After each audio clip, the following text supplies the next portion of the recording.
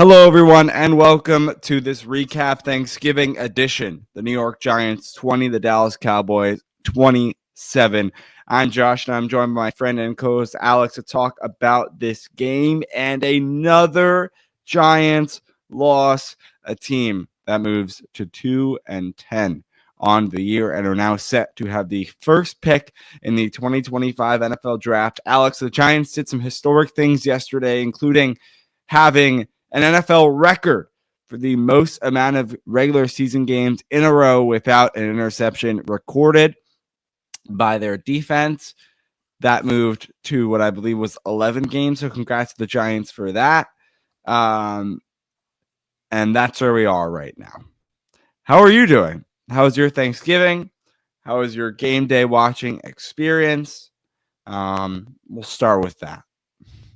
Yeah, my Thanksgiving was good, but I think the main reason it was so good, Josh, is because I actually didn't have to watch the game until later. I had, wasn't really able to watch during my Thanksgiving festivities in the beginning, at least. So didn't turn on the game or I didn't start the game, I should say. Watch the full thing, unfortunately. Starting at around 7:30, 8 o'clock. So up until that point, I was having a pretty good day. But then after that, it went downhill, Josh, as you can imagine, and it's not super fun. But I was surrounded by Giants fans, so at least you have that. I know that wasn't necessarily the case for you. Yeah, Alex, I was watching around, friends and family had hosting about 20 to 25 people. It was very fun.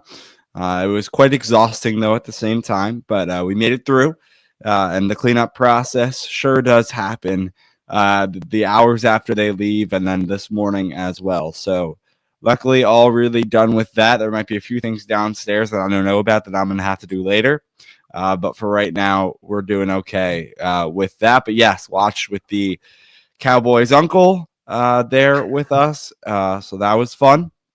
And just like I predicted, what he was going to do, and I talked to my dad about this before, is somehow, even though the Giants are the worst team in the NFL, and that's known as they have the first pick in the NFL draft and the worst record in the league, there's still going to be some way that he's going to make it that the Cowboys somehow, some way, are in a worse position overall than the New York Giants are. Somehow. And he did it, because all he talked about was how, his team was worse than the Giants. I can't. I couldn't. I dealt with it, but I couldn't. Especially when Drew Lock had that tipped interception for a pick six. Absolutely miserable. So what we're gonna do is kind of just free ball it, because at this point 2-10, it's not worthy enough to do a offense and defense sort of full recap. So let's start out with just whatever we want to do. And I want to start out with quotes. So Brian Dibble said, "I don't like the results. Nobody likes the results, but I have confidence with the people. Just got to do better." Drew Lock said, "I'm not thinking about that right now in terms of if he did enough to start next week. Leave here, get on a plane, watch tape, see what I can do better. And if that opportunity comes again, then I'll be ready to play and play better than we did today." Drew Lock for the New York Giants in this game went 21 for 32, 178 yards rushing. No passing, Passing. No touchdowns, one interception. Rushing the ball, he did get a rushing touchdown. One rushing touchdown, 4 carries for 57 yards. That was a very big rushing touchdown for the Giants to stay in this game. He also had one that got called back earlier. That was also a very powerful run that set the Giants up for a Tyrone Tracy rushing touchdown. So that was Drew Lock's performance today. He did also have that tip pick that I think was on him, in my opinion. It was a very good play by the defensive lineman for the Cowboys, and just an unlucky bounce to go up like that and then caught. However, if we're looking at that from a different angle, you could say that Drew Lock could have made a better kind of screen pass to the outside, because that's what looked like the dump off was going for. Overall, Drew Lock, in the situation that he was given to be the backup, then the third string, then back to the backup, then starting after Tommy DeVito gets injured, I think he did okay. Yeah, I'd say he was just about fine. I'd say definitely at the end, kind of, fourth quarter period, definitely made it his performance probably go up from like a D plus to a C maybe.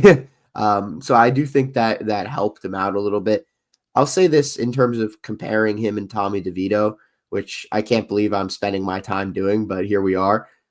I'd say Drew Lock definitely has much better arm talent. His mobility is better, and you could kind of see he feels more NFL quality. But I do think Tommy DeVito makes better decisions at times. I think he's a better game manager. So I think that's kind of how I see it now. But I do understand why Dable chose Tommy DeVito now. Now, do I agree with it? Probably not still, because I do think Drew Lock still gives you the better chance to win. But yeah, I understand the reasoning, and there is aspects of Tommy DeVito's game that is better than Drew Lock, and I kind of, I guess that went over my head, which I didn't, I'll admit is my bad, I guess, because I did not kind of fully understand the Drew Lock experience until we suited up here on Thanksgiving, because it certainly is an experience to play with Drew Lock, and that's kind of how I see it going forward.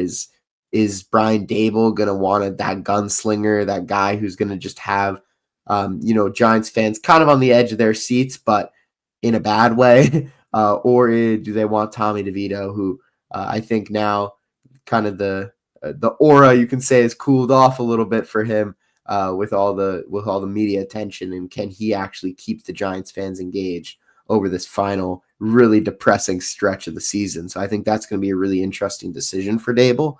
But I don't think anything in this game specifically from Drew Lock really cemented himself as the guy they need to go with as a starter going forward. So I think it's really a 50-50 shout. Dable's going to look at the tape, as I'm sure he said 5,000 times in the press conference, and we'll have to go from there. But I am very interested to see what the decision is going to be. And you know that the playbook was obviously simplified for these guys going forward. You could tell that by the play, the deep looks, the short in routes, the slant, whatever it may be, the run plays. Since Daniel Jones has departed in these last few weeks with Drew Lock and Tommy DeVito, this playbook has dramatically been simplified to help their needs and what they can do as a team. So maybe that's why you're not getting so many deep looks and things of that nature for these guys. Alex, even though we're not sticking on a system, I guess we can stick with offense and just move to the guy in Malik Neighbors. So after last week and his dramatic response to Brian Dable and the rest of his coaching staff saying, basically, get me the ball, and I don't know why I'm not getting the ball. Well, he got his wishes, right? He got his hopes. He got the ball. However, Malik Neighbors, 8 catches, 69 yards. He had a lot of drops in there, too. He's one of, for has as many targets as he gets during the season. He's one of those players that has a really high drop rate in the NFL. And then post game, Alex, I don't know if you saw this, Malik Neighbors doesn't care about drops. He doesn't care. That's literally what he said. He does not care about drops. I'm going to find the exact quote. Dan Duggan was nice enough to tweet it out for us. He said, I don't care about drops. I mean, it's just part of football. I don't care if I drop the ball 6 times. Keep throwing me the ball. What? What? What are you talking about? If you're a top wide receiver in this league, of course they're going to want to care about drops. I don't really understand that. That's like, because here's the thing. It's like, if you're a basketball player, I know there's like the quote of like, what is it? You miss 100% of the shots you don't take, or that could be hockey too. Isn't that Wayne Gretzky that said that quote? I'm not 100% sure. So I understand that. And congrats to Malik Neighbors, because he has the most catches in NFL history through a player's first 10 games, and he passed Odell Beckham for that record. So a nice job by him. However, this is something that I think that needs to be cleared up again now for Malik Neighbors in another week. And I like, you have to care about dropping the football. That's a big deal. These are game-winning, game-saving catches that if you make, this team's driving. There was like one of them where it was a low-thrown ball by Drew Lock in between 2 defenders, but Neighbors went right out of his hands on like a 3rd and 8. Like, those help get the Giants a first down and continue the drive. You can't just not care about it and be like, I dropped it. Throw it to me the next drive. Like, you're not going to get thrown the ball if you can't catch the ball. Now, I do think that real quick, Alex, and then I'll let you step in, is that Malik Neighbors should be getting the opportunities, right? And this is no doubt. He is our future. He is just a rookie. So I understand that, again, he still gets the rookie treatment where he can say this stuff and we'll kind of let it slide a little bit. Same thing with last week and now this week with the not catching the ball. And I think that hopefully next year the Giants can really figure it out, whether it's Brian Dable and Joe Shannon or not, how to seriously get this guy involved, because this is our one person that can really make explosive plays on this offense, along with Tyrone Tracy at this point. There's no really other players that can do that, and we still have not figured out how to do that more with him. Like, that's something that during the offseason the Giants really have to sit down and make a playbook, unless they get a really star wide receiver in free agency or the draft again, that they have to sit down and figure out a playbook that really makes Malik Neighbors shine. Because at this point, we're thinking that in the offseason, they're going to have a new quarterback. So they're going to be able to really unleash some things that can make Malik Neighbors stand out. And right now, with what Brian Dable has been calling, I understand, again, it's been simplified for these backup quarterbacks, but we're not seeing the most out of Neighbors that I think we can. We know he can be better. He knows he can be better. And I know the situation, but if Brian Dable wants to talk all about, oh, these guys are going to try, these guys are going to fight, we got to fight, we're 2-10, but we're still fighting, then let's see Malik Neighbors do more. Yeah, I mean, I'll start with, like, if you say drops don't matter, if you watched Monday Night Football a few days ago, Quentin Johnston had 3 of probably the worst drops you've ever seen that could have all led to the Chargers winning that game against the Ravens, but instead they lost by 2 touchdowns. So that does matter. It ends up, when you are a good team that isn't terrible like the Giants, and you are in games and you're competitive, those drops come to haunt you. And it was the case on Monday Night Football. It's been the case in countless close, tight games in the past, and it's going to be something that hopefully the Giants are competitive at some point in Malik Neighbors' career. It's going to come back to bite him. So he needs to focus on that. I think drops are always a concentration issue, right? And it's definitely a concentration issue for Malik Neighbors. And I think what he's trying to say with that quote, or what I'm reading into it, is, we're losing so badly, throw me the ball anyway. Who cares if I drop it? It doesn't matter. I think that's kind of the gist of what he's trying to say. But that's just not what we need right now. He needs to focus on getting better. He's made some incredible, like that sideline catch he made on, yesterday. That was an incredible catch, right? So, like, he makes incredible plays, but there's certain simple catches that he just drops because he's not really concentrating. He takes things for granted almost, it seems. He takes certain plays for granted, and I think that's something he needs to work on. But he's by far the most talented player on this offense, so he really needs to I guess lock in of sorts and really, pay attention to what every move he's making, every decision he makes, whether that's on the field or off the field as well, because we know how the New York media is, and he can't be just sitting around saying things without really thinking about it, what the impact's going to be. So both on and off the field, he's got to get better, I think, from that aspect. Yeah, Malik Neighbors, definitely we want to see more out of him. Something we need to do is to take a break. So we'll be right back in one moment. We'll talk more about this New York Giants loss to the Dallas Cowboys. Brian, Yeah. 7 straight losses here. Yeah. John has said he wants to remain patient with your guys' process and regime. Do you worry that these results would maybe lead him to possibly go back on that? No, I don't like the results. Nobody likes the results. But again, I have confidence in the people. We just got to do better. You're not worried about your job security at this point? No. Well, there weren't that many bright spots, Josh, on this Giants offense, but one guy who did kind of stand out for me was Theo Johnson. He really had a good game. He ended up with over 50 yards receiving, 5 receptions, and each one of those receptions, it felt like, was a first down. He was fighting for those extra yardage. He really was putting that effort in the blocking game as well. because he was asked to block a lot considering the pressure the Cowboys were getting on Drew Lock. So he did a really great all-around job, and I think this was the first game that we really saw that receiving threat from him and that potential trucking guys, stiff-arming guys, getting those extra 5-6 yards for the first down. So that was something that, especially in the fourth quarter when the Giants were trying to move the ball quickly, which of course means that some of those catches are going to be a little bit easier for Theo Johnson, but still fighting for those extra yards and getting those first downs is critical and exactly what you're always looking for from these great tight ends like Kittle, Kelsey, Mark Andrews, who have done this for years and years. And you start to see kind of a pattern of what tight ends do and the successful ones do. And you're starting to see some of those shine through a little bit with Theo Johnson, which is some positive signs, I think. Now, what I will say is I would say like 3 of those 5 were on the same drive. And it was that I believe that drive where Drew Lock had that rushing touchdown. So just keep that in mind. But I do agree. I think we've seen some flash again from a younger player that can make a difference in last year's draft pick.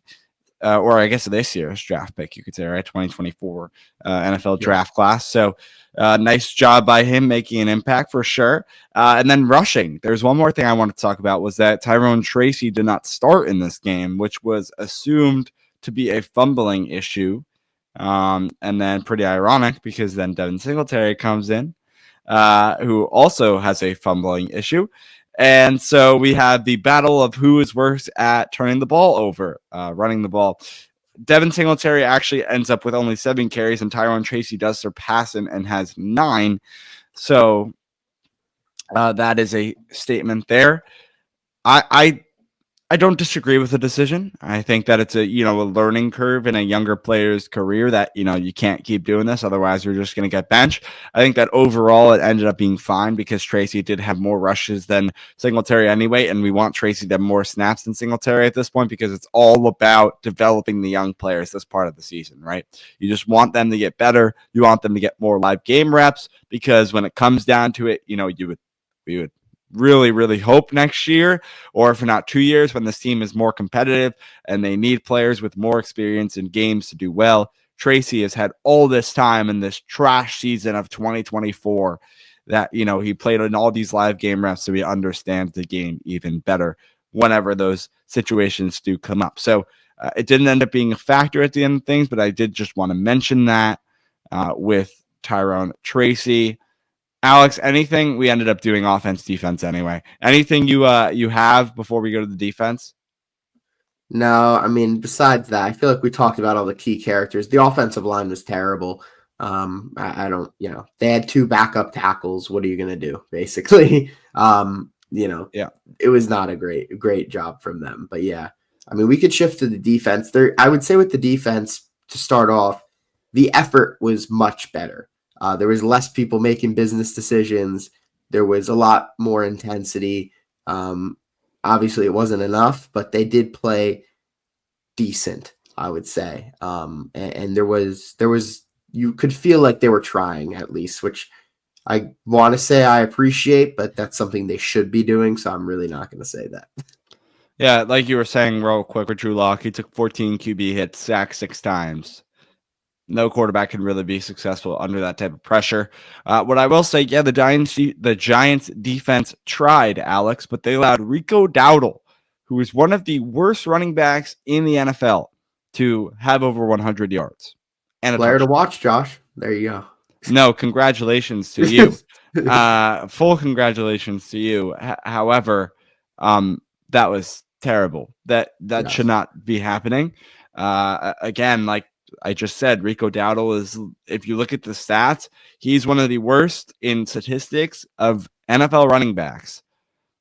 And I'll get to in a second, but allowing that from him is just, it shouldn't be allowed, is I guess where I'm going at. Besides that, like you were saying, yes, the receivers were held to a low margin. On the other end, CeeDee Lamb had drops for sure. Only 2 catches, 39 yards. Turpin was the leading wide receiver with 4 catches, 53 yards. So now I'll go to that, Alex. Yes, this team, did okay on defense, but I mean, this Dallas Cowboys team, they're 5-7. Their record does not show who they are. I mean, that Cowboys team that we watched yesterday is also atrocious. they are a terrible team right now without Dak Prescott and healthy players on both ends of the ball for sure. And I'm not going to say they're in just as bad of a case as the Giants are, because they're not. They have brighter spots there. However, allowing 27 points to that team, I mean, that was one of the worst football games that I've watched from the total landscape of, just like an NFL game. Now, last week was the worst Giants performance I've ever seen in my life, but this game and in totality of two teams battling each other in a football game, it was one of the poorest you can see probably. And to put that in the main time slot on Thanksgiving when everyone's probably having Thanksgiving dinner might have been the craziest part. Obviously, the NFL doesn't know when they make the schedule what it's going to be, a battle of Drew Lock and Cooper Rush. But in terms of two football teams playing each other, the Cowboys are I can't say just as bad, but the Cowboys are a very bad football team right now as well. And I mean, they're lucky to have 5 wins at this point. So at that's what I have for them. Besides that, that's all I got. I mean, it's just another Giants loss. Alex, your closing thoughts? Yeah, I mean, the Giants are a terrible football team. They're going to continue to be a terrible football team for the rest of the season, and that's pretty much it. I guess I'm interested to see who they go with at quarterback. I don't really care at this point, but I do think that, I do think it's not going to be a fun road for the rest of the season. I do expect them to pick up another win or two as the season kind of comes to a close, just because they probably will, just to screw up our draft chances of a quarterback or whoever. It's going to be Travis Hunter. So I'm sure they'll do that just to make sure that we suffer through for them to win like the last 2 games of the season. But that's my prediction, I guess, going forward. Joe Shane was spotted last week out of Colorado practice. I don't know if you saw that. Shador Sanders, Travis Hunter, here we come. One of the two, maybe. Who knows? But he was there. He was looking over those QBs. 3 of the last 5 games of the season are at home. So Giants fans, I guess, buy the tickets if you want. Hopefully they'll be cheap. They better be cheap. I better see prices starting at $30 or less. Otherwise, this team's a joke. And John Mara needs to fix prices. I don't think you could pay me to go watch them right now, Josh. Like, honestly, there's no way. I mean, Alex, we talked about this the other day when we went to watch that game earlier this season. Who did they play? That was the Monday Night Football game against the Bengals. Yes. Yeah. And it's really the fact of, if you're going to a football game, or New York Giants game, I should say, the only way that it will be enjoyable is if you're either drunk or you have a very fun tailgating experience. The game doesn't even matter at that point. That's how much this team is really that. It's either you show up 3 hours before and you have an awesome tailgate with the barbecue, you toss football around, you have fun with friends, listening to music, you get drunk. That's the only way that it's sufferable to watch this Giants football team. It's not even about the game at that point. It's literally about just the pre-gaming of the game. And that's kind of where they're at right now. And then the craziest part out of all of this, that was just Thanksgiving. I just said it. There's still 5 games left in the season for a 2-10 team right now. We still have to suffer through 5 more games. I don't know how we're going to do it. And then there was the rumor that before this game, that if Shane and Dable, or if the Giants played very bad and it was a blowout, that Shane and Dable would be gone by today. Was not a blowout. Shane and Dable are not gone by today. We have no firing announced yet. And I don't think they will be. So that's kind of where we're at. I'm thinking they're here to stay at least for the rest of the season. And then in the offseason, that's where that will be addressed with the head coach and GM. All right. That's going to do it. The Giants play the New Orleans Saints back at home on Sunday. That's a 1:00 game. We'll be here with our preview on Friday, probably like normal. Thanks so much for listening and or watching this episode. Drop a like down below, subscribe wherever. Thank you so much for suffering through and making through this episode talking about an atrocious football team. Yeah, thank you again, everyone. Hope everyone had a fantastic Thanksgiving with or without the Giants in mind. And we'll see you, like Josh said, next time. Looking forward to another week of Giants football. Peace.